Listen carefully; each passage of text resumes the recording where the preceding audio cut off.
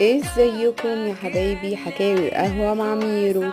البوظة عندنا في مصر تعتبر مشروب رائع، بيتعمل من الخميرة والدقيق والسكر والبيكربونات وعيش. بنحط الدقيق على النار ونقلب فيه، ما نسيبوش من التقليب على النار عشان يستوي. ولما يستوي بنخليه يبرد شوية، وبننزل على الخميرة نكون مخمرينها مع نص كوباية لبن عشان تفتح البوظة معانا.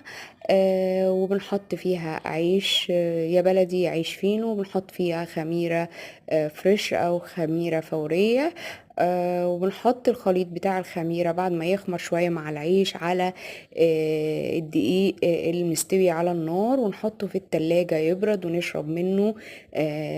كله بكتيريا نافعة ورائع للأطفال ولينا في الصيف وهو يتلج. اعملوا لايك واشتركوا في القناة.